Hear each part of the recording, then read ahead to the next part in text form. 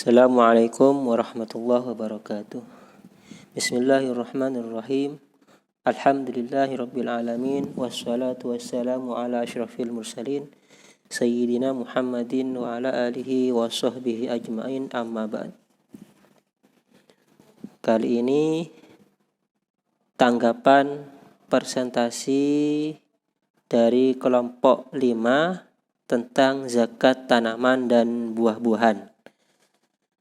Semester 4B, Perbankan Syariah. Beberapa tambahan untuk makalah sudah ada, sudah tinggal dibaca kemarin, sudah dijelaskan. Beberapa tambahan dari saya. Pertama, tidak semua jenis tanaman dan buah-buahan diwajibkan zakat, ya, ada zakatnya secara zatnya, ya. Secara jenis tanaman buah-buahan itu sendiri tidak semuanya ada zakatnya.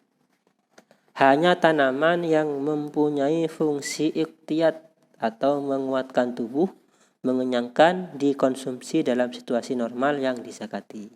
Jadi hanya makanan pokok, ya, gambar makanan pokok. Kalau tanaman hanya tanaman makanan pokok yang ada zakatnya, yaitu makanan yang memang untuk menguatkan tubuh, dapat mengenyangkan, dan memang makanan itu dikonsumsi dalam situasi normal untuk dimakan, ya. Itu yang ada zakatnya. Nah, menurut madhab Syafi'i, Imam Syafi'i, jenis tanaman yang dizakati adalah gandum, beras atau padi, kacang hijau, kacang tunggak, jagung, dan tanaman makanan pokok lainnya. Pokoknya tanaman yang dibuat untuk makanan pokok. Itu yang ada zakatnya. Memang ada hadisnya. Sementara buah-buahan itu hanya kurma dan anggur dan sejenisnya, ya, kurma dan anggur. Kalau dikeringkan jadi kismis, ya, kurma dan anggur ini kalau buah-buahan. Tambahan berikutnya, untuk zakat tanaman dan buah-buahan tidak disyaratkan haul atau tidak disyaratkan 1 tahun, ya. Tetapi apabila sudah mengeras, sudah berisi dan layak konsumsi, maka sudah masuk masa wajib zakat. Kalau sudah tanaman itu mengeras, berisi dan bisa layak dikonsumsi, maka sudah masuk masa wajib zakat. Begitu juga kurma dan anggur yang sudah buduhis shalah, sudah tua dan masak, sudah masuk masa wajib zakat, ya. Masanya belum waktunya zakat, masa wajib zakat.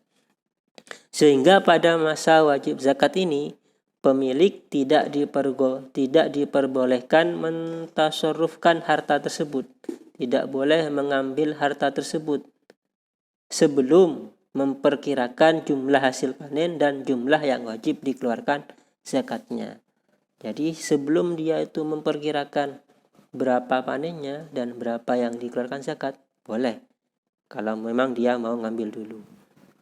Tapi kalau itu belum, jangan dulu. Nah, ketiga, ada masa wajib zakat, ada masa wajib mengeluarkan zakat. Kalau masa wajib zakat tadi itu di atas, ya, sudah ngeras, sudah berisi, sudah layak dikonsumsi. Kalau masa wajib mengeluarkan zakat, yaitu tanaman dan buah-buahan tersebut sudah dipanen dan sudah dibersihkan dari tanah dan kulit pembungkus yang tidak diperlukan. Itu sudah wajib mengeluarkan zakatnya. Berapa kadar zakatnya?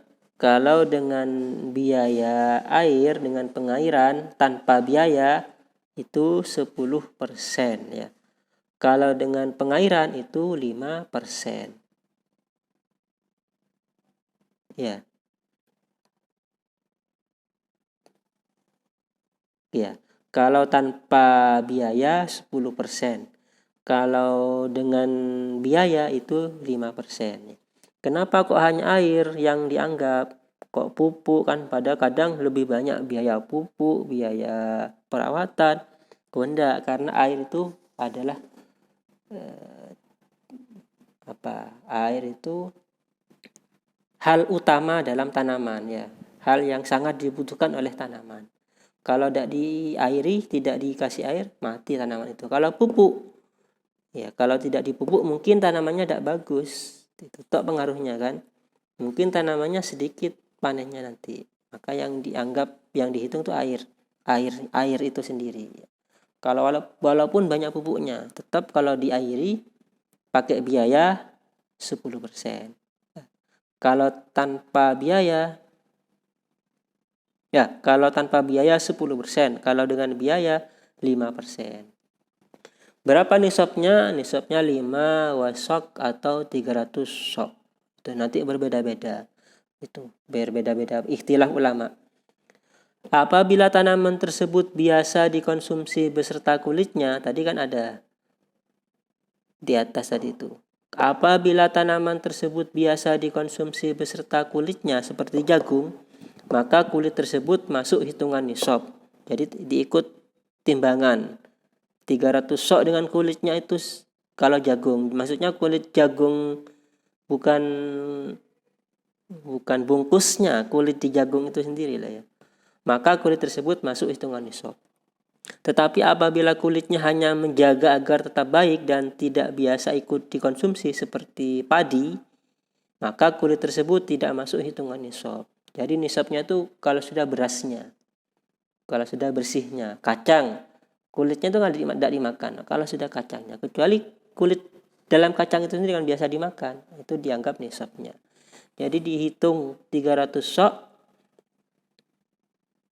murni beras. Ya, kalau padi itu enggak. Jadi kalau kulit itu biasa dikonsumsi, maka dihitung juga. Kalau tidak biasa dikonsumsi, maka tidak dihitung, harus bersihnya.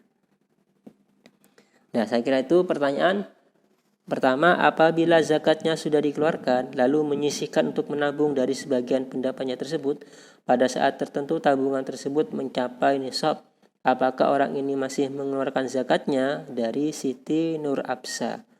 Tetap wajib mengeluarkan zakat kalau sudah mencapai nisabnya ya. Deposito ya kan. Jadi dia misalnya punya sawah ya, sudah dikeluarkan zakatnya. Dia juga nabung deposito 500 per hari, 500 nyampe batas nisab untuk uang, saya dikiaskan dengan emas dan perak tadi itu, masuk waktu zakat, tapi tetap nunggu 1 tahun lagi kan gitu kan. Jadi dia misalnya tiap bulan, tiap panen nyimpan hasil panennya sedikit-sedikit. Setelah beberapa bulan simpanannya itu nyampe 700 juta misalnya ya. Sudah waktunya, sudah masuk 1 nisab. Udah nunggu 1 tahun, uang itu tetap putus, tetap berlebih, maka dikeluarkan zakatnya. Ya, tetap nunggu 1 tahun. Nisab dan haul, bukan langsung nyampe keluar zakat. Nah, nunggu 1 tahun berikutnya. Jadi misalnya bulan Muharram, dia nyimpan uang dari panen itu 500.000. Bulan Safar 500.000 sampai bulan Maulid misalnya sudah tabungan itu nyampe 700 juta atau batas minimal nisab zakat emas dan perak. Maka di bulan Maulid itu awal bulan Maulid tahun berikutnya baru ada zakatnya. Kalau uang itu tetap nyampe nisabnya. Sudah dijelaskan kemarin tentang pembahasan zakat nukut ya, tetap ada ya. Tapi zakatnya zakat deposito ya, bukan zakat tanaman, itu lain lagi sudah. Pertanyaan kedua, dalam selit tanaman dan buah-buahan yang wajib dizakati yaitu jawawut, gandum, kurma dan kismis, apakah selain itu tidak dikenai zakat, semisal padi dan makanan pokok lainnya? Ini dari Rafiatul Islamiyah. Ya,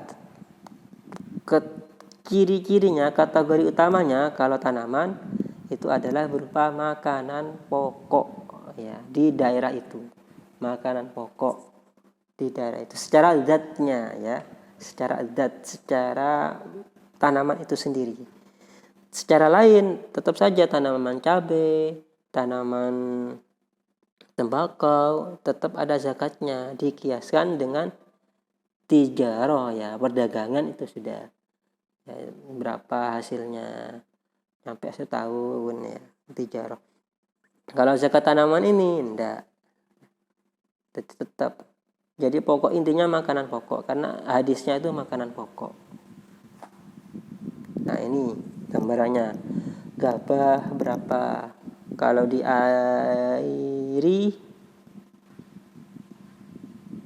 kalau tanpa diairi 10%. Kalau diairi 5%, ya.